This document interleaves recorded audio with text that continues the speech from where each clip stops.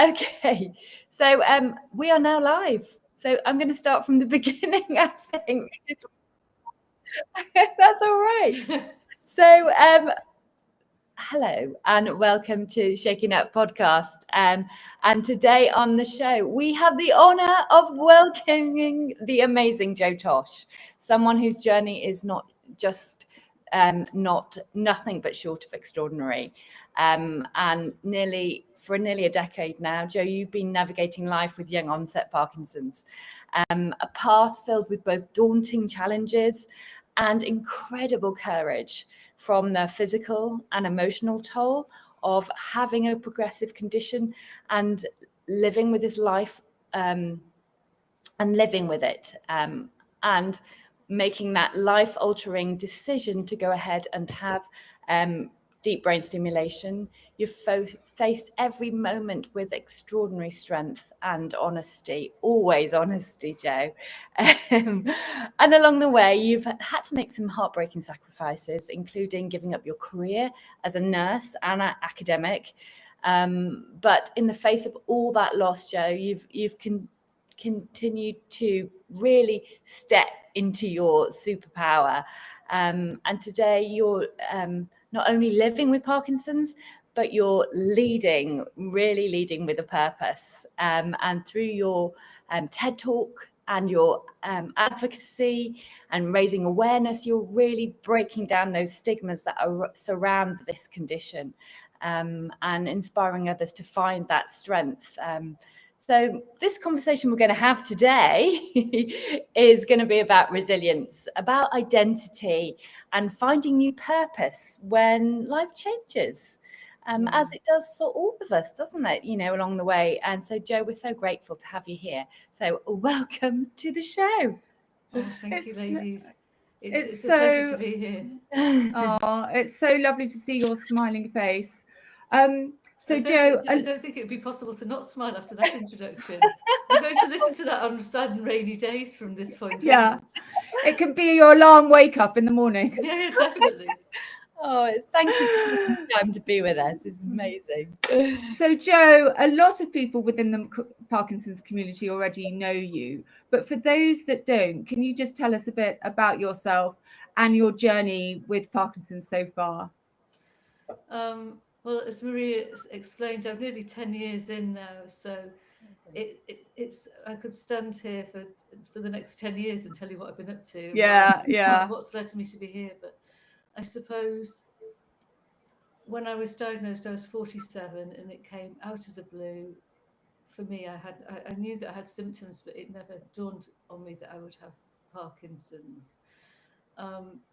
My sort of diagnosis was relatively straightforward, and I wasn't backwards and forwards to the doctors or to the neurologists for very often. And so the day that I got my diagnosis, I was by myself because I'd gone to the hospital to see the neurologist, and it was my family had said, should we come with you? And I said, don't be silly, nobody ever gets the diagnosis on a first visit. There'll be tests, shows what I know about the NHS. I'd only worked in it for 20, 30 years. Yeah. So, Jo, what were your symptoms, just quickly? I had fatigue, terrible fatigue. I had a tremor. So my hand my party trick is that finger there goes side to side, and that one goes up and down at the same time. It's like patting your tummy and patting your head and rubbing your tummy. So I had this peculiar tremor. Fatigue, my handwriting was getting smaller, and I kept tripping over myself. I kept thinking that it was the floor or it was the shoes, but as it was that wasn't lifting my left leg high enough. But it was the micrographia, it was the small handwriting, which led my GP to send me to the neurologist. She, at that point, sort of her light bulb went on over her head. It didn't go on over mine, so I was absolutely sideswiped when the consultant said. He said, and when the consultant said that, did you have the image of Parkinson's as the old person's disease still? 100%. I mean, my exact words were, "Oh dear." I kept thinking, I could just sat there like a lunatic saying, "Oh dear." I thought, I can't have this. I can't have this. I'm not. That it wasn't that I was thinking there was a mistake. I absolutely believed that it was possible, but I just couldn't equate the image that I had in my head Yeah. with with me. I just thought I'm not. I just couldn't think. I can't have this, and I was almost in a. I looked like I'd been hit by a saucepan for about 2 weeks afterwards. I went home, crying all the way home. I felt just such an anticipation of grief. I remember on the way home thinking that I'll never get to meet my grandkids. I'll never get Oh, to. Even if I do have grandkids, I won't be able to pick them up. I won't be. It was, and at that point, my eldest daughter was 19. So the kids were not on the horizon. no. So It's unbelievable, you know. So from that, I basically, I wasn't. I told my friends and family and those people who needed to know, but I felt a really profound sense of shame about the diagnosis. I just thought, Mm. I thought it's going to change people's perceptions of me. Mm. I felt really, really depressed, really sad about it. That was one of my other. That was one of my other symptoms. I kept thinking, why am I so miserable all the time? Life's great. Mm. But I was really low. But I started on a medication called rasagiline, and very quickly I could start to feel myself come back a bit. And that was Yeah. the first medication. I'm now on a wodge of medication, but Yeah. at that point, it's it's insidious. It creeps up. I did some teaching recently at Teesside Uni with their third year student nurses, and I said it's like the worst baddie ever. I know. I saw that. Yeah. It sneaks up behind you, like shh. Yeah. It's not. It's like a zombie. It kind of catches it. It's slow moving, but eventually you can't run away from it forever. Yeah. And So difficult. really difficult. And so when did you start to sort of decide that you could tell did you tell your family straight away, or was that? I found it really difficult. I felt that there'd been this seismic shift in my life, and letting people know felt like the only control I had at that point. Who I told them, when I told them, Yeah. and we described it as being a kind of an emotional Tourette that people had when they were responding. So some people were brilliant and kind. Some people said the most extraordinary things. I mean, I spent a lot of time crying because every time I told somebody, I had to relive the experience and then respond to their experience, and then generally try to make them feel better about it. Mm. So my top tip is, if anybody is out there and wants to tell somebody, do it via email. Let people Mm. So have they've, their own yeah. response in their own Yeah. time, and then you've got some. You're not going to get you're not going to be either in the shopping centre or at a pub or out for dinner when somebody says something that makes you want to fall off your chair. Yeah. Yeah. But and it took me a long time before I could even say Parkinson's. I just It's since I not had. the most attractive, is it? Of No, exactly. no. Yeah. And I thought, I genuinely thought at that point that it felt like I was on the clock right from the word Yeah. go. And Yeah. and also I think that there is something around the fact that people, the general public, don't recognize Parkinson's in younger people, and just don't know it to be that. Their perception of Parkinson's is that old man shuffling around, isn't it? With a stooped posture and. I mean, if I Yeah. didn't have Parkinson's as a retired nurse, or as a nurse at that point, I didn't really know about how it's affected a younger population, how increasingly it is as well. Yeah. I think my level of knowledge was staggeringly poor. Yeah. Well, sorry, Carry go on, on. Miriam. You go. No, I was going to say my mother and grandmother had it, but my knowledge was still low because that generation was stiff upper lip, so didn't really talk about it. So Yes. so it's just interesting, isn't it? The whole And it was that really led to me when I actually wrapped my head around it and I'd come to terms with it myself. I had some counselling, which was really helpful. Brilliant. And started on a variety of medications which helped me with my symptoms and my mood.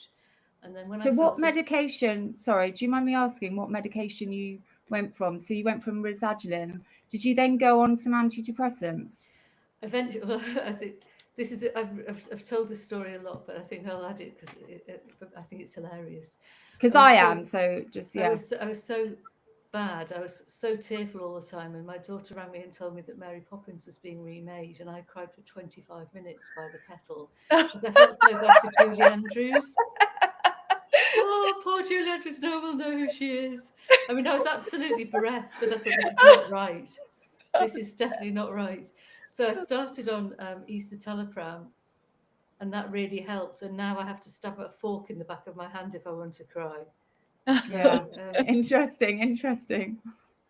So yes, I watched The Notebook and didn't shed a tear. I mean, it is a life of extremes. So, Indeed. but I think yeah, it's about trying to find that sort of it's an art as well as a science treating Parkinson's, because it's so unique for every single person, and there are up to 40, as you know, 40 symptoms plus, and you don't know which of those you're going to get. So you can meet 100 different people with Parkinson's, and you're going to meet 100 different types of Parkinson's. So totally. when I started sharing my journey, it was really, I shared my tremor online, because at that point, even in the last 10 years, there's been a huge shift in terms of the visibility, I think, of it, and the social acceptability perhaps as well.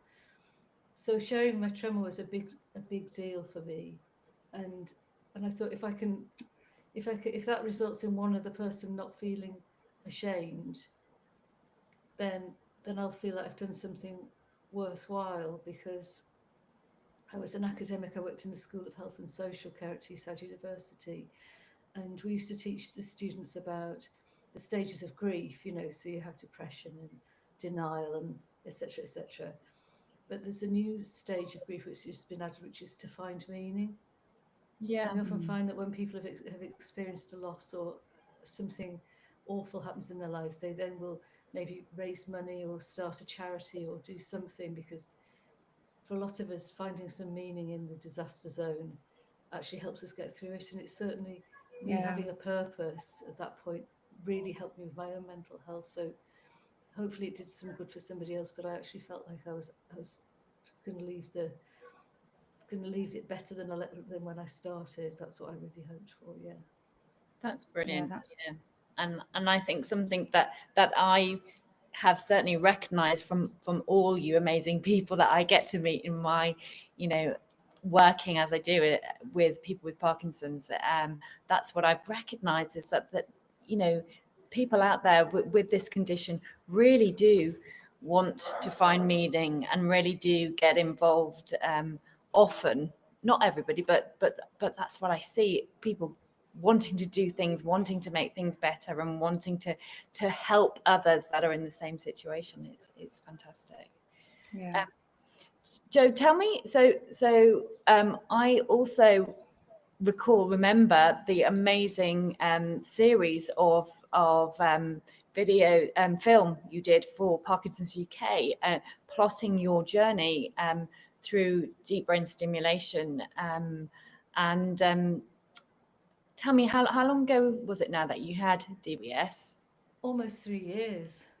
Wow, gosh, that time has flown by. It's crazy, remember you starting to. I remember meeting you before you had it, and yes, well, it was a sort of about 2 years prep for that as well. Yeah. So it's sort of 5 years since I was starting to be, since the film started, because they followed the journey right from the initial consultations with my consultant, and then to through the various tests and whatnot, and then to the surgery itself. So you were sort of 5 years into your diagnosis when you decided to sort of explore the DBS, did you? You? My consultant is very lucky in as much as he has some specialist nurses who work with him. I know that they're not available everywhere, but one of the specialist nurses talked to me about DBS on one of my very first appointments, and I remember thinking, wow, are you kidding me? The idea, I won't eat a sandwich without checking inside to see what's in there. I mean, I have trust issues. Going to the hairdressers is a big deal for me. So the idea I'm going to let somebody loose with a drill on my head, I Yeah. was thinking they can jog on. I'm not doing that. Should we just explain what it is for those that are newly diagnosed and listening to this and hearing about having their head drilled? Oh yeah, sounds a bit grim. It's a really amazing therapy, and I have a couple of electrodes that are sort of implanted into the brain, which sit in the area that causes the issues with Parkinson's, and they're connected by a piece. I've got a junction box, which is like a little piece of Lego that sits on my under the scalp, and then it runs. There's a wire that runs down my neck and sits in a box. The battery sits just about there. And I have a remote control, so I charge myself up like a mobile phone 3 times a week or twice a week, depending on how it's going. And it's been incredible. There are some videos online which show this magical sort of, you switch it on like it's like the lights on what's it called, Regent Street. You know, you Yeah. Christmas lights. Yeah. and all of a sudden it's fixed. So some people have a really amazing immediate response. For me, it took a little longer to hit that sweet spot, and it's the tech gets more sophisticated all the time. So the tech that I've got in my head has now been replaced by something even more brilliant, and Wow. that will be replaced by something more brilliant. And it's a one. I now work as on a patient advisory board. I volunteer there for Boston Scientific, who make the company who make the kits. So myself and a lot of other people who've got devices, all sorts of devices, we get together about 3 times a year, either online or in person, to try and again improve the patient journey for people who are coming behind us. Brilliant. And so really, you were introduced to it from the get-go, really. Yes. The idea of it. Yes.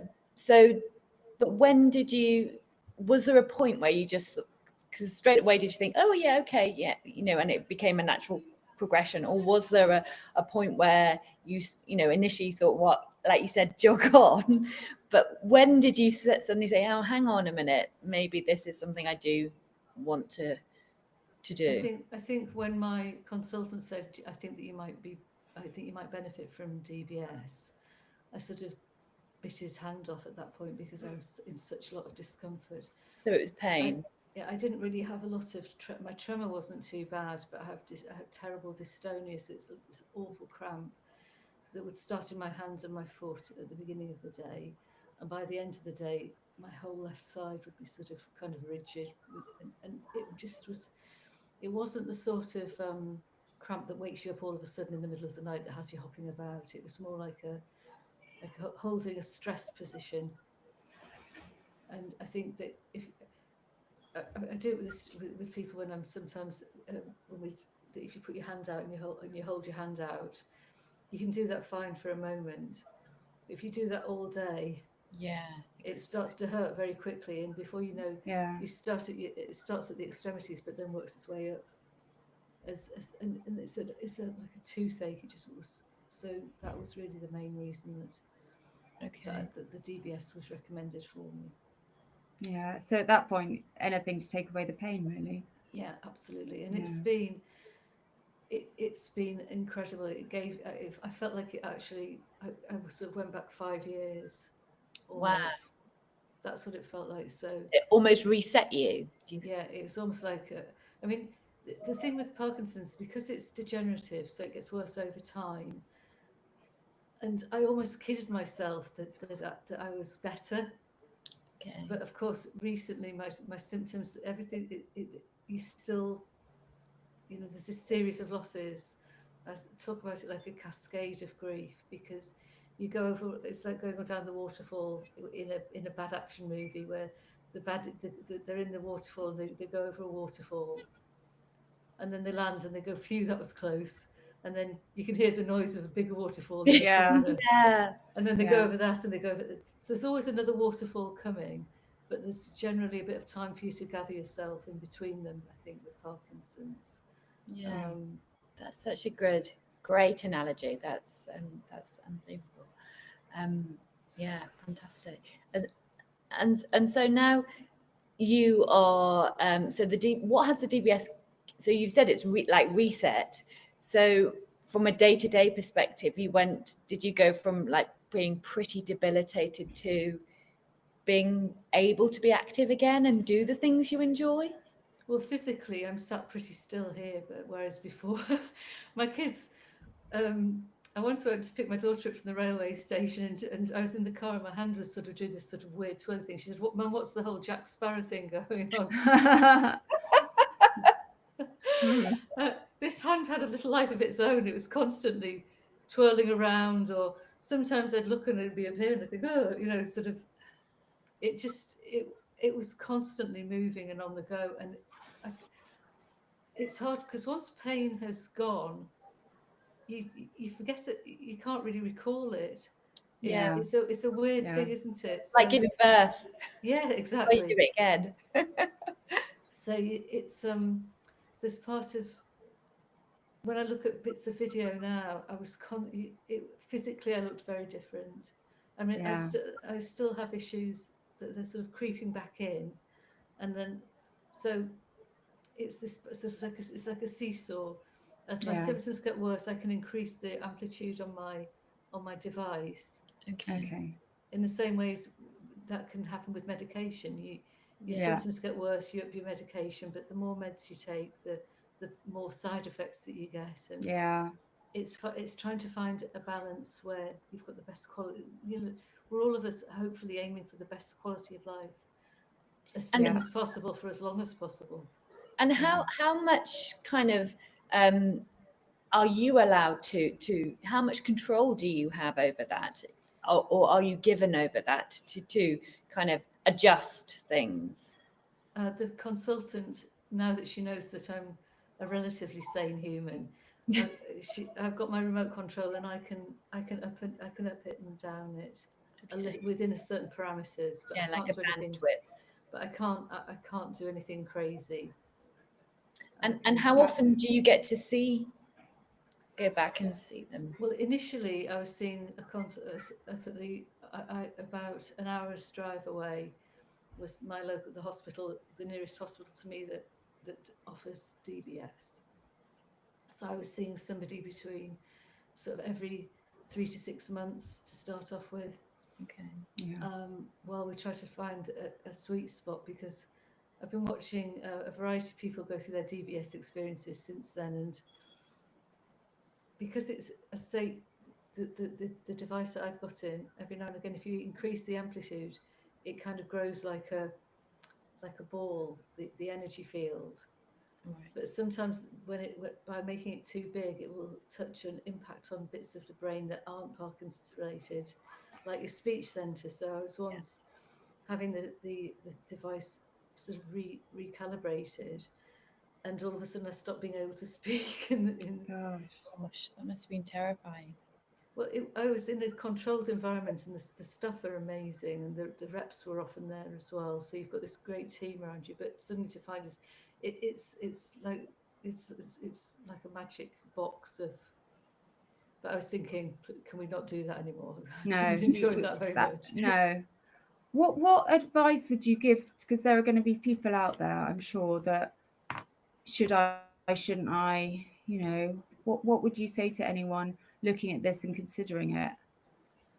I think it's a very individual decision to be made, and I think that you've got to go with your own guts on it, because it involves, it's not going to be for everybody. The other thing is that DBS doesn't fix Parkinson's per se.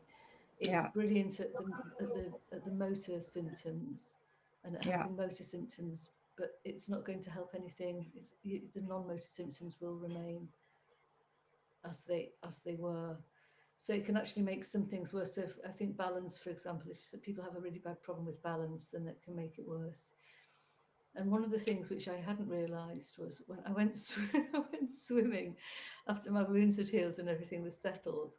And I'm not the greatest swimmer in the world at the best of times. I'm a bit one of those people who leaves their mules by the side of the swimming pool on holiday and only gets the bottom of her hair wet, like a nun.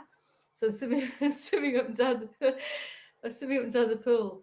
So I got in the pool and started to swim, and then all of a sudden found that I couldn't swim, and my arms froze. Oh no, that's so scary. So I was rescued by an old lady and a young girl, and then promptly burst into tears Oh, but in of the pool, course. because I didn't realise, and it's not that not everybody experiences this, but some people find it difficult to swim afterwards, or it takes them a while to get back to it, or, as I say, it's not a one size fits all. So No, I which think is if it will depend on the symptoms, your quality of life, your own personal preferences, whether or not you're prepared to commit to the aftercare. You do have to charge yourself up. You do have to commit to going to appointments. But for me, it was a no-brainer. I'm so pleased that I was offered the surgery and that I was able to accept it. yeah. No, that's.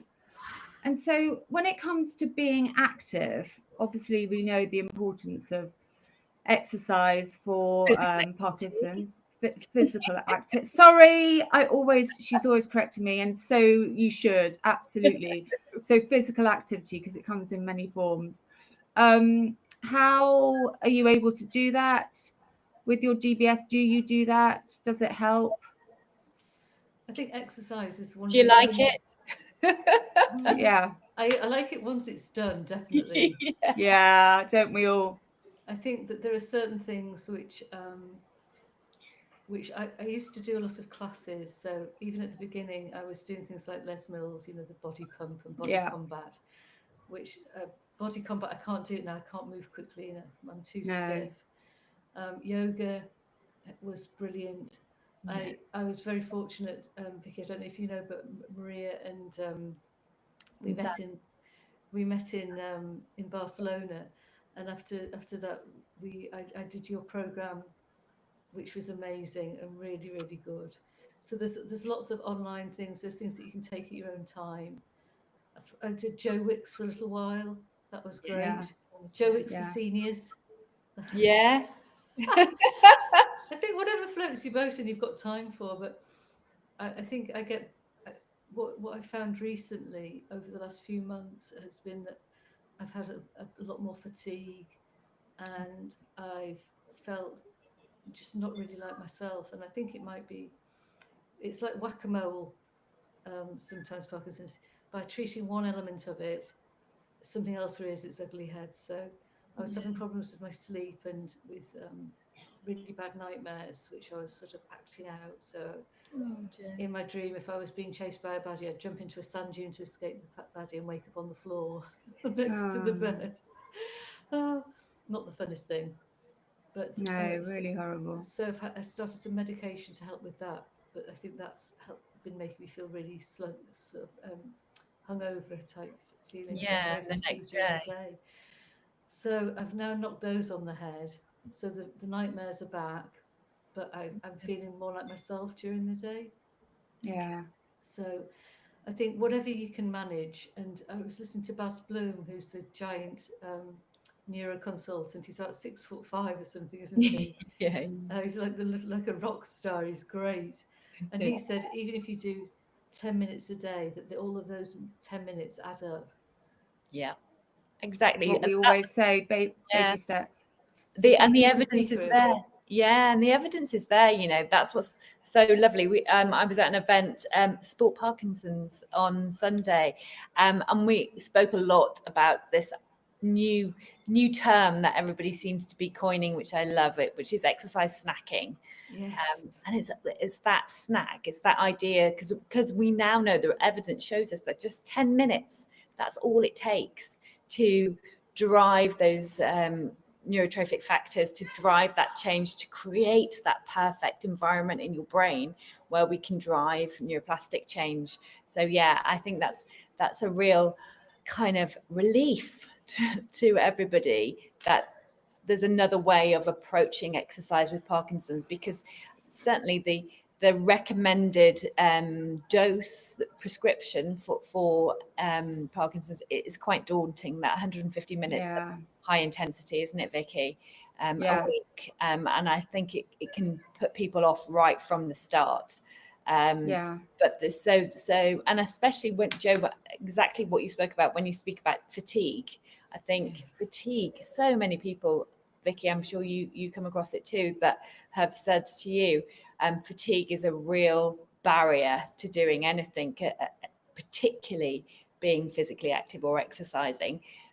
So this idea of just taking those 10 minutes and just fitting it in when you're feeling at your best and when you're feeling right is great for everybody. Yeah, I think it can be extremely daunting. But I think I would say on that apathy, you know, we all know that it's very prominent in Parkinson's, and I certainly get that. But I would say that hopefully if you can do your 10 minutes, it then will hopefully give you more energy actually post exercise. So if you can do it, it hopefully will make you feel better. As you said, Jo, the after the exercise bit is always the best bit. So if you can bear that in mind, that it's going to make you feel better. Absolutely. I But mean, yeah, little steps. one of the things I gained quite a lot of weight at one point because I was on some medication where the side effects were, it boosts the levodopa that you're taking. It's like a go fast. You know, when you're driving on Mario Kart and you've got those arrows and they make you go faster. In my head, that's what they did in my head. That's how they worked. They did that for my dopamine. They sort of increased the dopamine levels, but I was given a great big enormous bump of information when I started them talking about addictive behaviours, which also come along with this particular medication. And the two things that I seem to have a predilection for were chocolate and sweet things, which I've never really had. And that's that dopamine boost as well, because you know the sugar. I've up to that point I could have a bar of chocolate in the fridge and I would just have a piece or have a couple of pieces and then leave it be. Whereas this, I'd have the whole bar and then be looking for some hot chocolate to finish it down with. Yeah. And the other thing I started doing was weeding other people's gardens. Did you? Oh, joke. Anytime. Seriously, I couldn't leave the house without my marigolds on. So what was it that basically? So some people start. You just start to behave in a really sort of. No, I get it, but what when you just had the impulse, that was it the tidiness, the making the garden perfect?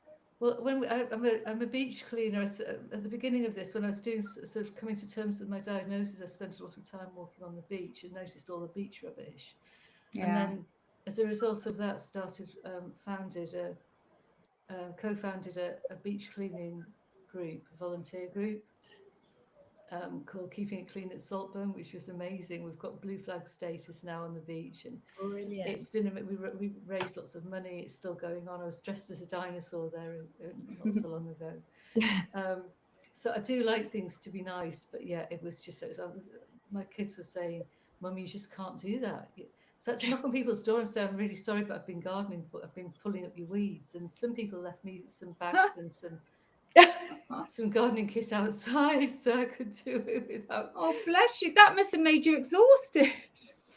Well, it was made me embarrassed. I think I couldn't. I literally, if somebody had a weed growing up in the middle of their garden, I basically, when I thought nobody was looking, I'd be in there and pulling it up. But in all seriousness, I think there is, it's recognizing these impulsive behaviors is so important, isn't it? Well, it can be very dangerous if you're if you like gambling. So people have lost their houses. There was a chap who he enjoyed getting tattoos, and he ended up having his face tattooed. And oh gosh. So I mean, I'm talking about with a sort of slight joke about it, but for me, I'm now much Jo, were you on? than I ever was. Was this Rapinarole you were on? I was on Rapinarole, and what's the other one? There's two of them. Both agonists. Yeah, I can't think what the other one's called. So I think there is definitely a message there about people to try, to be aware of this. Yeah, I mean, the health providers, whoever's prescribing the drug, has a due diligence to make sure that you know. And but sometimes it creeps up on you, doesn't it? Because we also, I remember having somebody working with us at Reach Your Peak, and then just just starting, I started to recognize that the exercise was becoming insane, the amount of exercise. And actually that was just the beginning. And then it went on to many more addictions before it was really nipped in the bud. So, on reflection, I felt that I learned from that I should have recognized far sooner that this was an addiction and kind of flagged it up, because sometimes it can be a long time before you see your consultant, can't it? In some cases it can be over 12 months, and so a lot can happen in that time. So I think making family members, because it's often other people around that recognize it before you do yourself. So I think there's a real key to making people aware. I think it's I think what also may be apparent for lots of people, I think, as you said earlier, we're all dealing with this on an individual basis. And I think possibly everyone assumes that once you're diagnosed with Parkinson's and you tell your friends and family, you're going to have all that support. And let's hope you do. But for some people, spouses, they're for them, it's really difficult. Do I want to be with someone with Parkinson's, etc., etc.? And so if you haven't got that support, then the addictions, I think, spiral even more, because it's your release, whereas maybe if you have lots of love and the support, the addictions maybe aren't as prominent. I think you were saying about somebody to notice it. I think it's just, and I think if, there are lots of people who live alone, lots of people who live alone, who might not have, and for me they were relatively benign. Getting a little bit fatter and cleaning things up aren't particularly bad necessarily. So there are certain behaviours that, even though they start to increase, might slide for a while before you realise actually that they're not stemming from a healthy place. They're stemming from a medication response. So did you change your medication as a result? Yes, I came off them altogether. But I think it's it's complicated, isn't it? With people with the medication, whether they're on, whether they're off. So finding a time that you're going to be able to do your activities. There are a lot. If you're a little bit lazy, like I sometimes am, there are lots of reasons why you could find not to do it. But I think we do know that it helps to slow the progression of Parkinson's, and things like Tai Chi, which is great for balance, can be really helpful as well. So there's different, as I'm teaching to converted here, but there's different no, but it's not about us, it's about it's not just about being cardiovascularly fit. And the other thing to bear in mind is there's nothing to stop me from having a heart attack. You've got to look after your other organs, haven't you? Well, this is what we always say, that this is the beauty of your exercise prescription for Parkinson's. One, Parkinson's doesn't come alone, just like you said. There are so many other comorbidities that you're potentially at risk of. But diabetes, heart disease, high blood pressure, so risk of stroke, cancer. Now we know, it's just seems to be the answer to so many conditions, doesn't it? And so, but still can be the hardest thing for us all to participate in. But Jo, you touched on it. I think scheduling is making it can be really powerful, and something that you just writing it down somewhere, having a diary, having something where you're actually scheduling, even if it's just those 10-minute snacks, still schedule them, find that time and just say, do you know what, that's my time where I do that. For me personally, I think if I don't exercise, whatever form that takes, before 9 o'clock, I think that's definitely my cutoff. Then it ain't gonna happen that day. Once upon a time, when I worked in cardiac rehab, we had a lady who, she used to have to put her exercise bike in front of the TV, and she used to do Coronation Street on the bike. Love it. Or, it's so good, isn't it? I love finding your way. And that's it. I suppose it's maybe taking a bit, investing in ourselves, all of us, to find a way to make it work, because the best thing in the world is to feel good, and if it allows us to do the fun things, you know, I'm going to try, if I can, to avoid that sort of that figure that I was so frightened of when I first got diagnosed. So my posture's terrible, so I have to really work on that. I do that when I'm cleaning my teeth. But that's a common, that's very common. So but that's lovely that you've found that time. I do that when I'm cleaning my teeth. So that's as I pick up that toothbrush, that's my time to try and my posture and really, you know, engage in that. So yeah, I love that. I think that would be classed as a snackette. Snackette. Yes. Yes, indeed. A nibble. A nibble. I like, yes, little nibble. Right. Amazing. I'm just looking to we've covered so much in our chat already, but I'm going to go back to really to bring it back to the beginning, really, Jo. You know how you started about your advocacy. You know, what inspired you to go public? I know we've just had Morton Harkett has just. Have you managed to contact him? I've sent him messages in the hope. I kept thinking, well, we have both had DBS, and it's only a matter of time. There are people who I think eventually I'm going to become best friends with. One is Stanley Tucci, who I just imagine myself sipping cocktails in his front room. I love him. Yes. And yet now Morton. Yes, but no, you know, he obviously. I mean, I guess I'm just guessing now. I have no lived experience, but I'm guessing, you know, if you are famous and develop a diagnosis like, you know, suddenly have a diagnosis like this, I mean, the pressure again, the timing of when you go public, I guess is personal, isn't it? But yeah, how do you, you know, what inspired you, Jo, to well, I think that unlike Morton Harkett, I'm a lady. And I think it's a shame that there are no famous women there must be some. And I suppose that, it's difficult about, if you're famous, is it going to stop people from hiring you? Or you know, what will the consequences be? Because women aren't allowed to grow old. They're certainly not allowed to grow old with a condition like Parkinson's. So I think one of the things that I realised was to start off with, I was trying to show that it is possible to have a decent and good life and have fun whilst living with a condition, long-term condition. But quite quickly I worked out that was doing a disservice to everybody who was living with it, who was not able to do that. And at that point I started to share, I kind of worked out that if I was to share everything completely authentically, there would have been more negative posts than positive posts. And that switches people off. So I didn't do that. So for every I didn't calculate it, but let's say for every 4 posts of me doing something ridiculous and fun, I'd post 1 post of me struggling. And that seemed to be about that didn't seem to switch people off, because my daughter said, "Who's going to follow you, Mum?" She said, in a really kind way.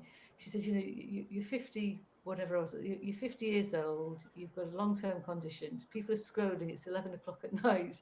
I was thinking, I wouldn't stop on my page. I wouldn't follow me. Well, I did.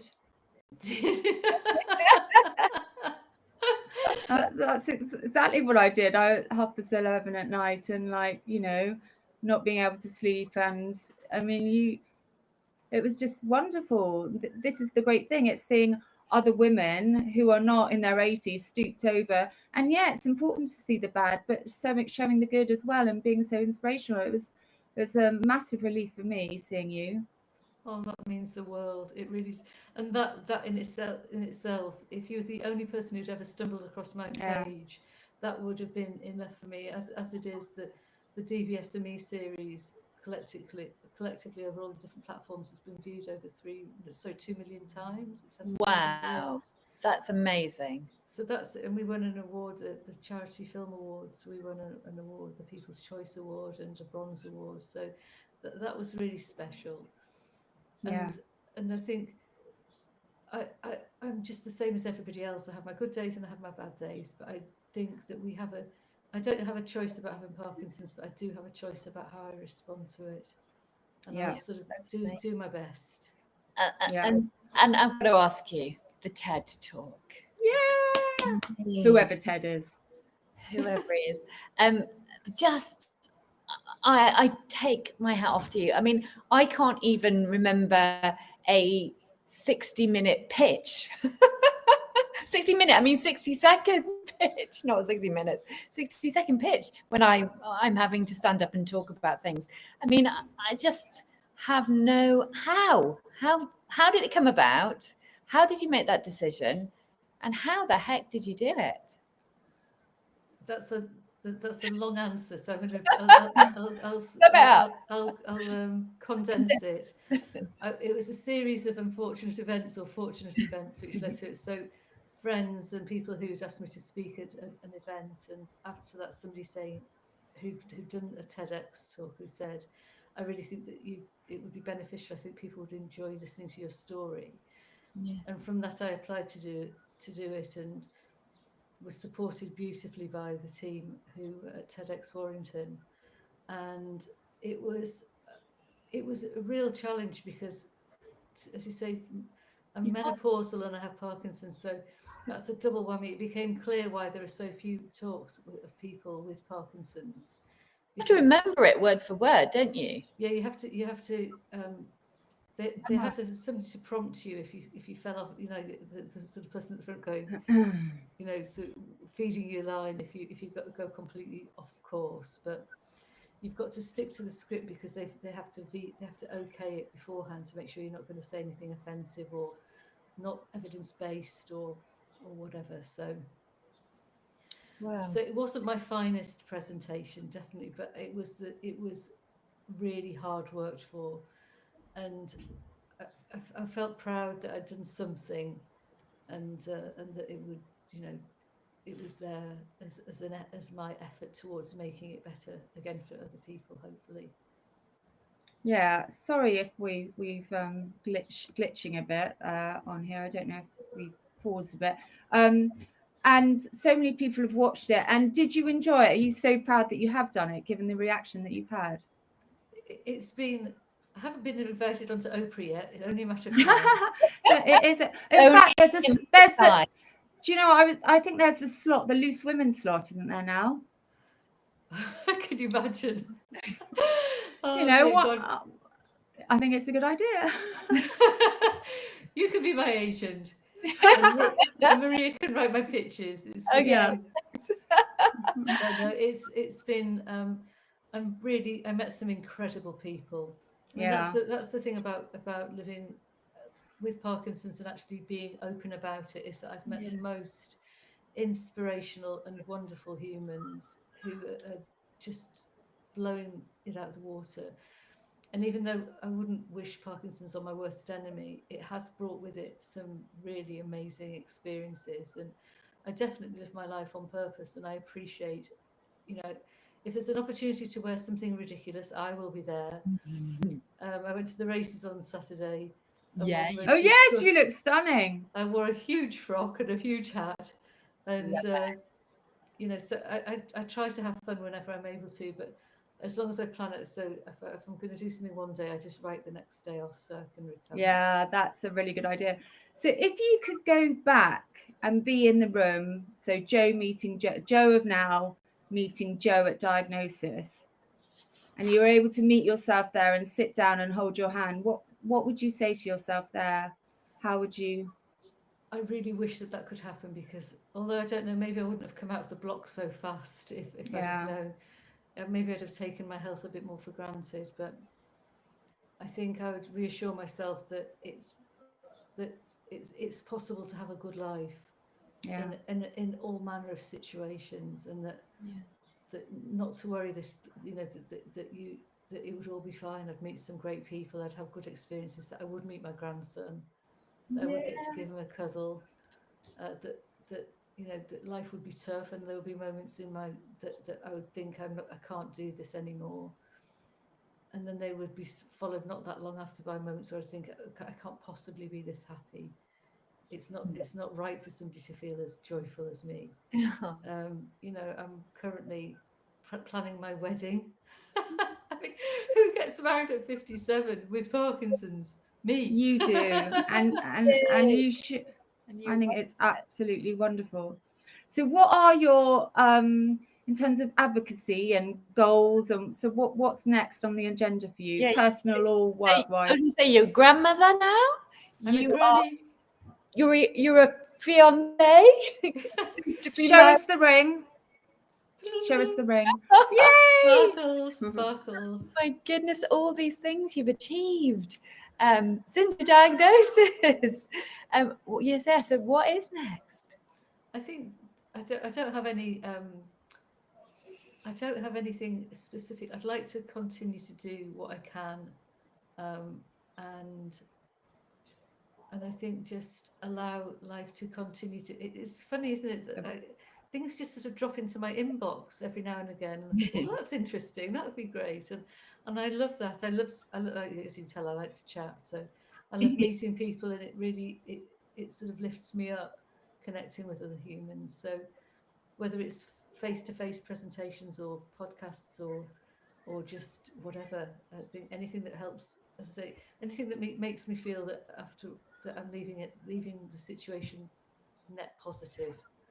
Yeah, You certainly do. you are so positive. You're just, you're amazing, amazing advocate, an amazing person, Jo. Oh, thanks, lovely.